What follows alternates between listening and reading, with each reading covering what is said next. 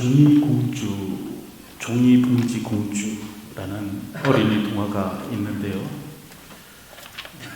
내용이 그렇습니다.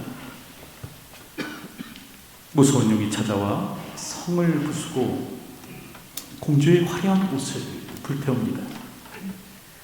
그리고 이제 공주와 결혼할 왕자를 납치합니다. 이에 공주는 종이로 옷을 만들어 입고 왕자를 구하러 갑니다. 어리석은 용은 이 공주의 지혜에 속아 힘을 다 빼버리고 쓰러지고 마는데, 이때 이제 공주는 얼른 왕자를 찾습니다. 그러나 왕자는 자신을 구하느라 엉망이 된 공주의 외모를 보고 실망합니다. 그리고 이제 진짜 공주처럼 옷을 입고 다시 오라, 그렇게 말을 합니다. 그제서야 공주는 이제 이 왕자가 사람의 내면을 들여다보지 못하고 겉모습만 보는 그런 멍청이인 것을 깨닫고 왕자와의 결혼을 포기한다. 그게 내용입니다. 여러분, 그럴 때 이 동화가 우리에게 주는 교훈이 있죠. 첫째는 고정관념의 탈피입니다. 왜 매번 공주는 위기에 빠지고 꼭 구하러 가는 것은 왜 왕자여야 하는가? 그럴 때 이 동화는 이 남녀의 역할에 대한 이 고정관념, 이 고정관념을 깨고 왕자를 구하러 가는 그 주체적 여성 공주의 모습을 우리에게 보여줍니다. 더불어 이 동화는 사람의 겉모습만 보고 판단하는 인간의 어리석음에 대해서도 말해주는데, 왕자는 공주를 다시 돌려보내죠. 공주의 겉모습만 보고 판단합니다. 이처럼 인간은 사실 어떤 존재인가? 사람의 겉모습으로 판단하는 존재이죠. 그래서 허유기표라는 말도 있는데, 중국 당나라 때의 일입니다. 이 당나라 현종은 생김새가 훤칠하고 아주 잘생긴 이 초승이라는 사람에게 왕의 조서를 쓰도록 그렇게 합니다. 근데 그가 쓴 조서를 읽다 보니까 문장 하나가 조금 마음에 걸리는 거예요. 그래서 이제 다른 편을 한번 찾아봐라, 그렇게 말을 하죠. 그럴 때 이 초승은요, 반나절이 지나도록 글자를 바꾸지 못합니다. 그리고 나서 이제 반나절 만에 한 것이 진짜로라는 말을 한마디 추가하는 것이었습니다. 이를 본 현종이 크게 실망하여 말을 하죠. 허유기표라는 말을 사용하는데, 여러분, 허유기표라는 말은 겉만 그럴듯하지 속은 비어있음을 뜻하는 말입니다. 그러니까 초승은요, 생김새가 훤칠하고 잘생긴 사람이었지만 그 생김새와 달리 그 속은 텅 비어있는 사람이었다라는 것이죠. 우리는 겉모습만으로 판단해서는 안 됩니다. 특별히 이는 신앙의 영역에서도 더욱 그런데, 지난주에 살펴본 대로 그 아브라함이 조카 롯에게 말을 하죠. 내 앞에 온 땅이 있지 아니하냐, 나를 떠나가라. 내가 좌하면 나는 우하고 내가 우하면 나는 좌하리라 말을 합니다. 그럴 때 성경을 보면요, 이에 롯이 눈을 들어 요단 지역을 바라본 즉 소알까지 온 땅의 물이 넉넉하니 여호와께서 소돔과 고모라를 멸하시기 전이었으므로 여호와의 동산 같고 애굽 땅과 같았더라 말씀합니다. 그러니까 롯이 볼 때는요, 이 소돔과 고모라가 있는 곳이 너무 좋아 보이는 겁니다. 물이 넉넉해서 에덴 동산을 연상시키더라라는 거죠. 그래서 롯은 소돔을 선택합니다. 그리고 소돔으로 가죠. 그럴 때 창세기 13장 13절을 보면 소돔 사람은 여호와 앞에 악하여 큰 죄인이었더라라고 말씀합니다. 여러분, 그럴 때 이처럼 롯은 어떤 사람이었는가? 여러분, 사실 롯은요, 눈에 보기에 좋은 것을 좋은 것으로 여기는 사람이었습니다. 다시 말하면 겉모습만 보고 선택하는 그런 사람이었죠. 여러분, 그는 그 외의 것은 고려하지 못합니다. 그저 나로 잘 살게 하고 출세하고 평안을 누리게 하는 것, 이것만에 집중하는 거죠. 그 땅의 영적 형편에 대해서는 생각하지도 않습니다. 여러분, 이는 우리도 마찬가지죠. 롯과 같이 보기 좋으면 그만이라고 하며 살아가는 것이 사실 우리의 모습 아닙니까? 지금도 제게는 잊히지 않는 한 분이 계시는데, 제가 교육 전도사 때 함께 유년부를 섬겼던 선생님입니다. 청년이었는데, 그때 이제 IMF 시절이었어요. 취직이 참 힘들었죠. 근데 면접 다녀왔습니다라는 말을 들었습니다. 그래서 면접 잘했어요? 물었더니 한껏풀이 죽은 목소리로 떨어진 것 같아요. 그렇게 대답을 했습니다. 이유는 함께 면접한 사람의 스펙이 자기보다 월등하다는 거예요. 그 사람은 그 어려운 시기에도 해외연수까지 다녀왔다는 겁니다. 그런데 뜻밖에도 이 선생님에게 합격 통지서가 날라옵니다. 회사에 합격했다는 거예요. 근데 근무 조건이 무엇일까? 이제 호텔에서 일하게 되는 관계로 한 달에 2번 주일 예배는 출석할 수 없다라는 것이었죠. 그럴 때 이 선생님은요, 깊이 고민합니다. 아마 제가 모를 고민을 많이 했겠죠. 부모님도 사실은 교회를 다니지 않는 분들이셨거든요. 그럼에도 장고 끝에 결국 다시 회사를 찾기로 결심합니다. 주일 예배를 참석할 수 있는 직장을 구하겠다, 그렇게 하는 것이죠. 여러분들은 어떻습니까? 참 어리석은 결정이라고 생각하시는 분은 안 계십니까? 그깟 예배가 뭐라고? 일단 먹고 사는 것이 중요하지 않겠느냐? 신앙생활도 나 행복하자고 하는 것 아니냐? 하늘의 도움 받아서 나 좀 잘 살아보려고 신앙생활하는 건데 왜 그렇게까지 하냐? 그렇게 생각하지는 않으시는지요? 근데 이 선생님은 그렇게 생각하지 않았어요. 잘 먹고 잘 사는 길만을 찾아가는 것이 아니라 자신의 영혼, 속사람, 신앙생활 등을 두루 살피면서 선택하더라라는 거죠. 지금 생각하면 어떻게 그렇게 어린 나이에, 20대 초반이었어요. 어떻게 그런 어린 나이에 그런 믿음을 발휘하는지, 아니 어떻게 그렇게 어린 나이에 그런 선택을 하는지 지금도 잊혀지지가 않습니다. 여러분, 우리의 선택의 기준은 무엇입니까? 온 땅의 물이 넉넉한 겁니까? 아니면 소돔 사람은 여호와 앞에 악하여 큰 죄인이었더라 라는 겁니까? 그런데 롯에게는 이런 고민이 전혀 없었습니다. 그러다 이제 큰 일을 당하죠.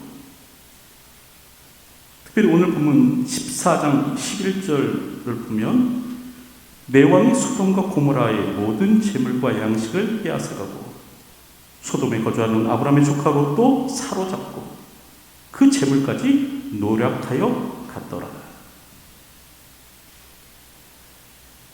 창세기 14장을 보면 전쟁이 일어납니다. 그 메소포타미아의 4개의 강력한 나라와, 여기서 나라라는 말은 도시국가를 의미합니다.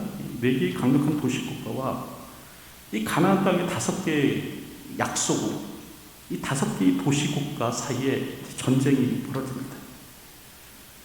까닭은 이 5개의 가나안의 약소국이 엘라마 그돌라오메를 섬기다가 반역을 한 겁니다. 창세기 14장 4절을 보면 이들이 12년 동안 그돌라오멜을 섬기다가 제13년에 배반한지라.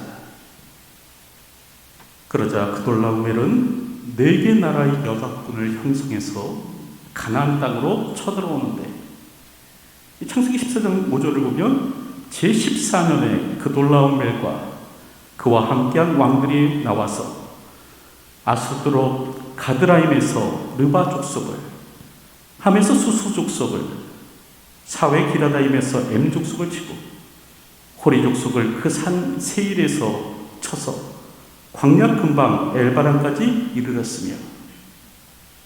그렇게 말씀하는데, 여러분 이게 무슨 말이에요? 그 메소포타미아의 4개 나라 연합군이 거침없이 지금 가나안 땅을 향해서 밀고 들어왔다는 겁니다.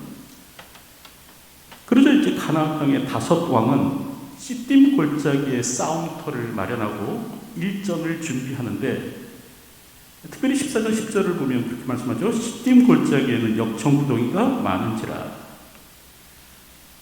여러분 여기서 역청은 타르를 말합니다. 영어 성경은 타르라는 말로 번역하고 있는데, 이 타르는 아스팔트를 만드는 재료이죠.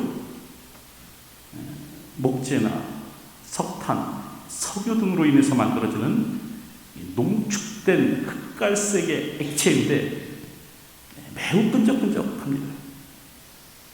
그럴 때 이제 가나안의 5 왕은 적들을 이 타르 구덩이로 몰아넣으려고 한 겁니다. 하지만 반대의 일이 일어나죠. 오히려 이제 가나안의 연합군들이 수세에 몰리면서 자기들이 역청구덩이에 빠지는 일이 생긴 겁니다. 이로 인해서 이제 많은 사람들이 죽고, 결국 이제 가나안 연합군은 자기 성읍으로 되돌아가지 못하고 산으로 도망가게 되는데, 그럴 때 이제 무방비 상태가 된 이 가나안의 성읍은 메소포타미아 군에 의해서 크게 약탈됩니다. 11절을 보면 4 왕이 소돔과 고모라의 모든 재물과 양식을 빼앗아가고, 여러분 그리고 그 과정에서 아브라함의 조카 롯이 그 재물을 빼앗기고 포로로 끌려가는 일이 있었다라는 겁니다. 여러분처럼 물의 넉넉함만을 바라본 결과가 무엇인가? 결국은 포로됨이죠.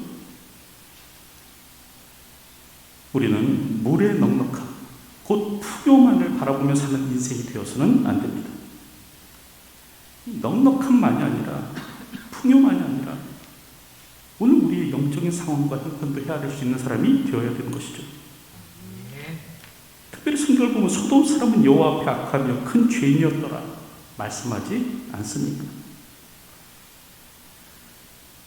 아담과 하와를 보십시오. 여러분 저들도요, 보암직한 것에 현혹됩니다. 이 보암직한 것에 현혹되어서 결국 넘어지지 않습니까? 저들은 정령 죽으리라라는 그 하나님의 말씀보다도 그 먹음직하고 보암직한 나무의 열매에 끌리는 겁니다. 그리고 나무 열매를 따먹죠. 결과 사망이 우리의 삶 가운데 찾아오게 되었습니다. 여러분 우리는 사물의 표면만이 아닙니다. 그 속까지도 들여다볼 수 있는 통찰의 사람이 되어야 합니다. 물의 넉넉함만을 바라보면서 사는 것이 아니라, 이 소돔 사람은 여호와 앞에 악하여 큰 죄인이었다라는 사실까지도 살필 수 있는 사람이 되어야 하는 것이죠. 우리가 알듯 고린도후서 4장 18절을 보면 그렇게 말씀하죠. 우리가 주목하는 것은 보이는 것이 아니요 보이지 않는 것이니, 보이는 것은 잠깐이요 보이지 않는 것은 영원합니다. 우리는 보이는 것만이 아닙니다. 보이지 않는 것, 그 내면, 그 본질까지도 직시할 수 있는 영적 안목이 있어야 합니다. 드러나는 부분만이 아니라 그 드러나지 않는 부분까지도 꿰뚫어 볼 수 있는 통찰력이 있어야 되죠. 보이는 것이 전부가 아닙니다. 그 보이는 것의 내면, 그 안까지도 꿰뚫어 볼 수 있는 사람이 되어야 합니다. 여러분 그러기 위해서 무엇이 필요한가?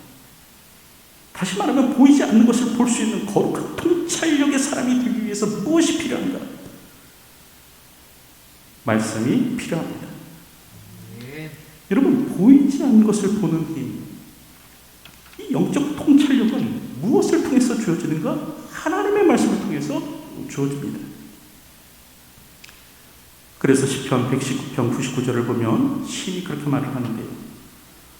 내가 주의 증거들을 늘 읊조림으로 나의 명철함이 나의 모든 스승보다 나으며. 여러분, 그럴 때 여기서 이 명철을 영어 성경은 인사이트라는 말로 번역하고 있는데요. 여러분, 인사이트 무슨 뜻입니까? 인, 어디 안에라는 말이죠. 사이트, 보다라는 말입니다. 인사이트는 안과 보다라는 말의 합성어인데요. 일의 겉만이 아닙니다. 일의 겉만이 아니라 그 안, 그 내면, 그 본질까지도 들여다볼 수 있는 힘, 안목이 바로 인사이트죠. 여러분, 그럴 때 이 인사이트, 이 통찰력은 무엇으로 말미암는가? 신은 말하기로 주의 증거들, 곧 하나님의 말씀이라고 이렇게 말을 합니다. 자신이 주의 증거를 읊조릴 때, 여기서 읊조리다라는 말은 사실은 묵상하다는 말이에요. 자신이 주의 증거, 하나님의 말씀을 묵상할 때 자신에게 통찰력이 주어졌다. 그래서 그 통찰력이 모든 사람들보다 나았다. 그렇게 고백하고 있는 겁니다.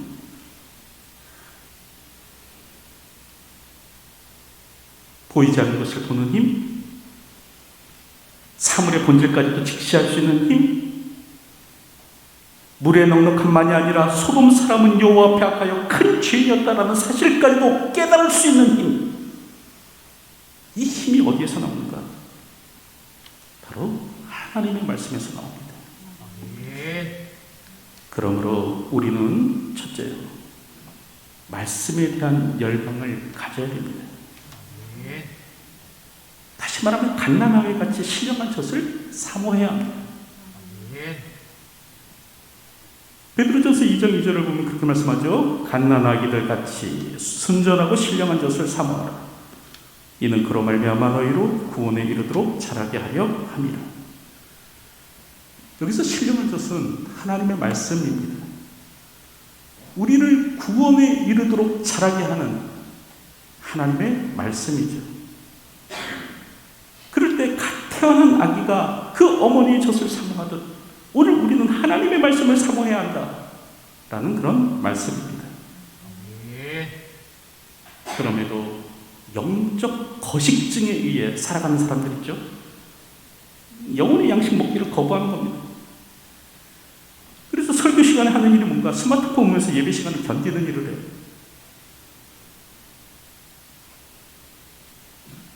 그러니 어찌 통찰력이 생기겠습니까? 그러니 어찌 보이지 않는 것을 볼 수 있는 힘이 주어지겠습니까? 아무것도 안 보이는 거예요. 통찰력이 없으니 시대를 읽지 못하는 거고요. 시대를 읽지 못하니까 비전도 없는 거고요. 비전이 없으니까 앞이 캄캄한 거예요. 인생이 캄캄한 거예요.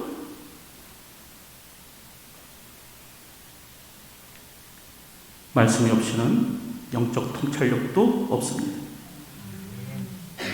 말씀이 없이는 보이는 것에 의지하여 살게 됩니다.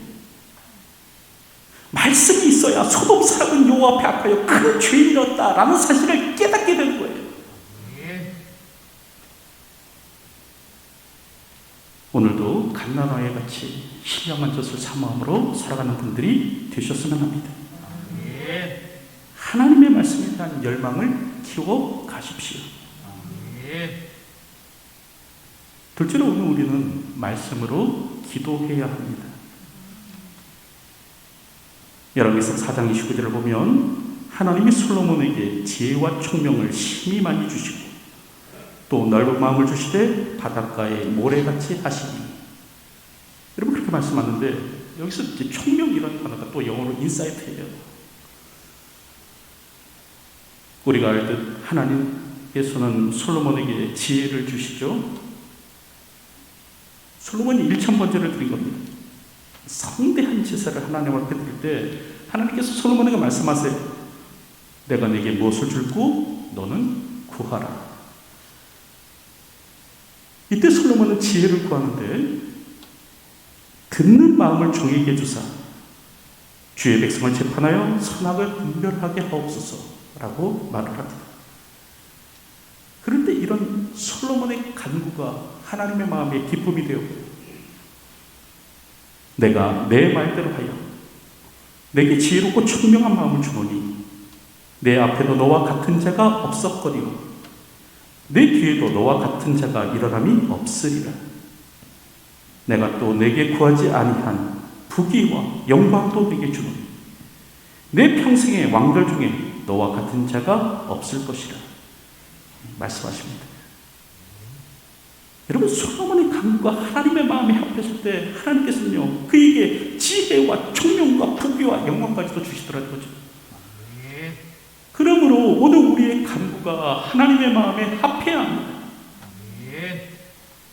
그런데 무엇이 필요합니까? 하나님의 말씀이 필요하죠. 기도는 우리의 욕망을 아뢰는 시간이 아닙니다. 우리의 욕심을 구하는 시간이 아닙니다. 기도는 뜻이 하늘에서 이루어지는 것처럼 이 땅에서도 이루어지기를, 하나님의 뜻이 이 땅에서도 이루어지기를 간구하는 시간입니다. 그러므로 우리에게 필요한 것이 무엇인가? 바로 말씀과 더불어 기도하는 것이죠.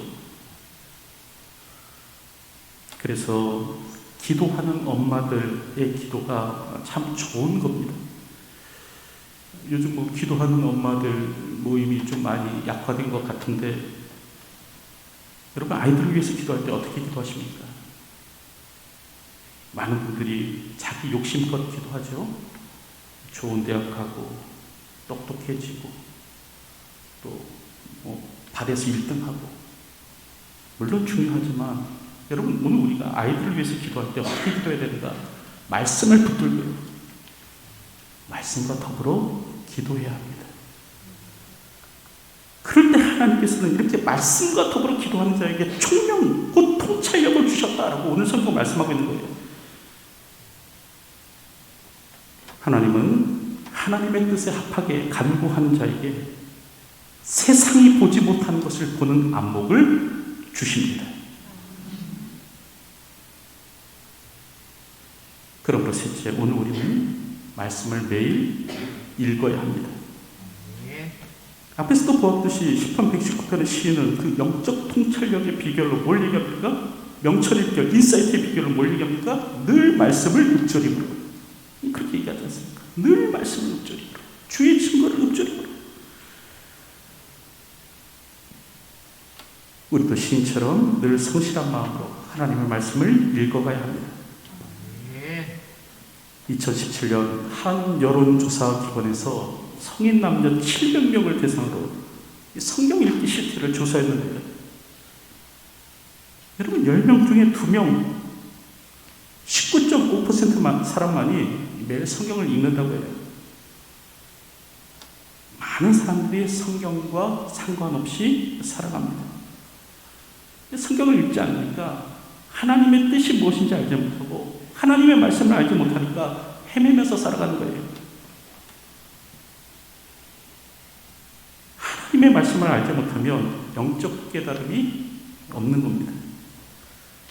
하나님의 말씀이 없으면 영적 통찰력이 없는 거예요. 시편 1편을 보면 시인은 복 있는 사람에 대해서 노래하죠. 그의 율법을 주야로 묵상하는도다. 누가 복 있는 사람인가? 하나님의 말씀을 주야로 밤낮으로 읊조리는 사람, 묵상하는 사람이 바로 복 있는 사람이라고 그렇게 합니다. 그럴 때 그에게 주어지는 복이 무엇인가? 주야로 주의 말씀을 묵상하는 자에게 주어지는 복이 무엇인가? 여러분 그 중에 하나가 바로 영적 통찰력이에요. 보통 사람에게는 보이지 않는 것이 보이게 될 것입니다.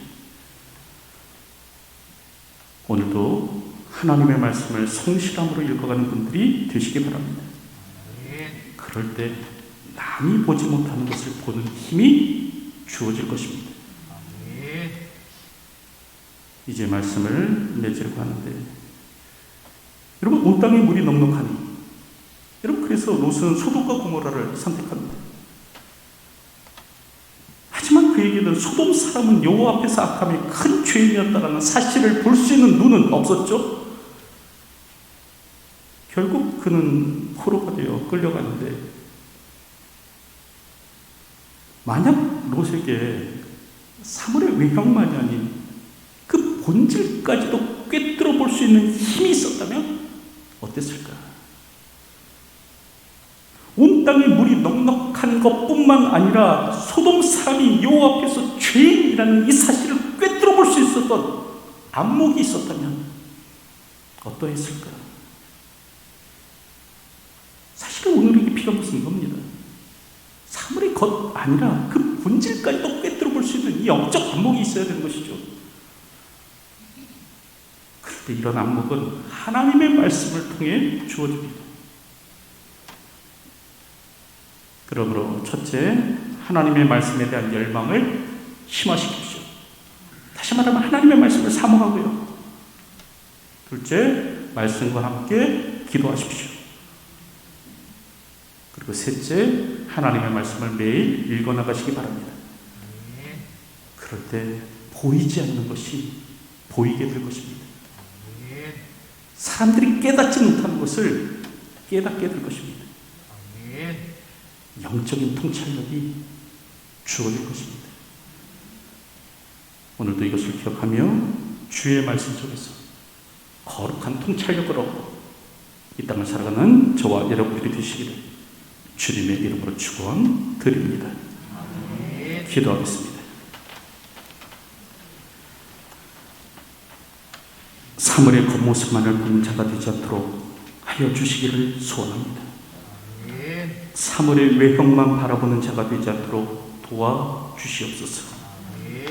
영적 형편을 헤아릴 줄 아는 자가 되게 하여 주시고 사물의 본질을 꿰뚫어 볼 수 있는 안목을 가진 자가 되게 하여 주시옵소서. 이를 위해서 늘 하나님의 말씀을 사모함으로 살아가는 저희가 되게 하여 주시기를 소원합니다. 말씀을 통하여 다시 한 번 더 저희의 눈이 열리게 하여 주시고 오늘도 하나님의 말씀을 통하여 거룩한 통찰력을 얻고 이 땅을 살아가는 저희의 삶이 되게 하여 주시옵소서. 말씀을 사랑하게 하시고 말씀으로 기도하게 하여 주시고 오늘도 매일 말씀을 읽어가며 살아가는 주의 백성 되게 하여 주시옵소서. 예수님의 이름으로 기도하옵나이다. 아멘.